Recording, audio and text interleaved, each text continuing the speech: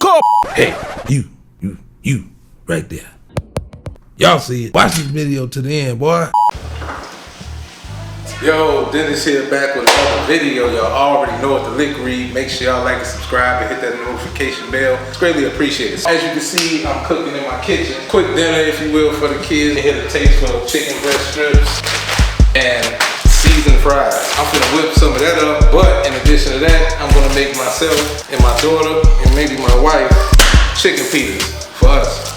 So I got my daughter and my son, they want chicken strips and fries, and then for the rest of us, I got here, what I hold here is some marinated chicken I had marinating for a couple days. Let's see, I might have some on tap. I would show y'all a fresh jar, but we are all sold out on Head Busters Knockout All-Purpose Seasoning for right now. Don't need the cap. I gotta make some more fresh batches, and shouts out to everybody that purchased a jar of Head Busters Knockout All-Purpose Seasoning. But this right here is marinated with love with Head Busters Knockout All-Purpose Seasoning. I set this out for room temperature right now. It's ready to be cooked. But right now I'm just making the fries right now, and while I'm doing that, I think I'm gonna go ahead and ask a couple questions I've been getting throughout the week. First question was asked, update on the movie.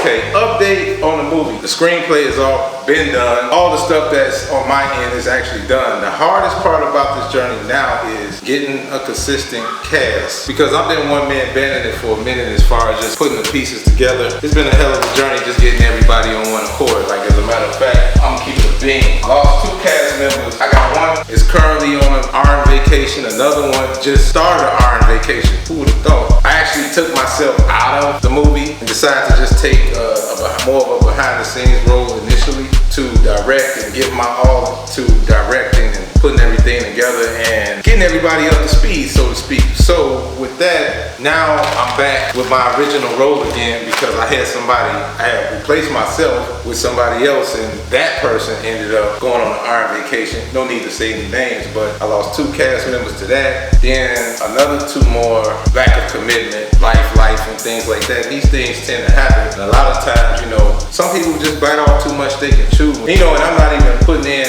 the amount of work I really want to put in. So we all kind of compromising at this point. So at the same time, on one hand, I felt like maybe I'm a little bit behind, but in reality, I'm a little more ahead of the curve than I thought. But I'm really not behind, but I feel like I'm behind. So we'll be gearing up again. We're gonna try this again this spring to get to the point where we're going into pre-production. We did everything we could possibly do up to this point, and that's okay. But I'm determined to get this movie out to y'all really, really soon. You will be seeing it on other platforms as well. Go back and look at all our announcements and everything like that. If you follow me on Facebook, for sure you've seen the flyers and the promo and things like that. So right now we not on pause, but we working quietly. So if I don't talk about it, but thanks for asking the question about the update on the movie. So obviously you gotta be one of the OGs if you ask a question like that, because as you know, I don't really speak on it as much as I used to. So definitely appreciate that. Next question. Next question, is there any music coming out? Actually, this is a 2-part question. What's up with 3 Feet No Pressure? What is the whole concept of that? And is it any music coming out? Okay, cool. I always get a lot of questions about the music. Obviously, got a production company, Cookup Unlimited. Shouts out to the good folks at Cookup Unlimited. I am the producer, and as y'all know, I do dabble and dip and dab with the rapping or whatever, even though I don't consider myself a rapper per se, but I do know how to do it. Did it so long, so I'm really comfortable in my own skin, so I'm really not chasing the whole rap thing, but I do like making music. I do a lot of things behind the scenes as far as writing, producing, and things like that. But what I will say is, music is breathing. I mean, obviously if you watch any episodes, any random vlogs on our channel, especially this is not a podcast, you will quickly find out that brother do this music stuff for real, but our journey has taken us to the magical world of film, and that's where my passion is more so these days. But as far as music is concerned, it's breathing, you know what I mean? I can't, in no way, shape, or form I can stay out of music in some sort of capacity, because I do write for myself and others. Like I said, produce. Got a lot of things in the works behind the scenes with a few good people. Shout out to my brother, Sonny Norway. I want to give a big shout out to my brother, DJ Mano. If you know, you know. But just be on the lookout for new music. If y'all hear that in the background, 9 times out of 10, my wife just walked in. Speaking of which, hey, make sure you go to her channel, Carol Nicole. She's been on the road lately, so make sure y'all go over there and go to that channel and show us some love. So don't worry, I got music coming. As far as that goes, the wife got an album coming out. My brother, Dating, dropped the album that's out right now. You can go stream that. I got a feature on there as well. But that's nothing new. If you know him, you know me. So he just dropped a tape, Grease Music, Volume 6. Make sure y'all go check that out on all DSPs. You see glimpses of them on the 3 Feet No Pressure doc. So a lot of this journey, you'll see a lot of my friends, a lot of my people that I work with, I genuinely have camaraderie with. So make sure you go show everybody I just mentioned love. What do I think about the current state of music? Good question. The current state of music, well, at first I was kind of like 50-50 about it. I mean, as far as either, I don't know if this question pertains to industry music or local music, but I think I'll answer it both ways. I think I'm gonna follow up. I already know the next question after this, so let me answer this one first. The current state of music these days as it pertains to whether I'm assuming hip hop or just music, rap in general, I don't know. So I guess it's just a general question, so I'm gonna answer it like that. So right now, currently, as far as the forecast go, as far as new music is concerned in the industry, I think my stance is pretty much the same for the most. I think I find more pleasure out of the underground circuit more so than the majors. But what I will say is that the majors that stands out to me, a lot of seasoned veterans is coming out with albums. It's a lot of new music out there, but not to say it's subpar, but you know, it's decent for the most. But I'm more impressed by the underground music more so, especially like lately, like some of the stuff I've been hearing even back home and other places, like even out in LA, certain regions or whatever. I hear a lot of dope music. Shouts out to everybody that's creating music right now, because I think it's something in the water right now. I think everybody's creative juices is flowing right now. So if you are a true artist, regardless of your status, I'm just want to be here to encourage. Let me encourage you guys. Just go ahead, keep going. Let's see where this vibe goes. Keep the vibe coming, because it's definitely needed.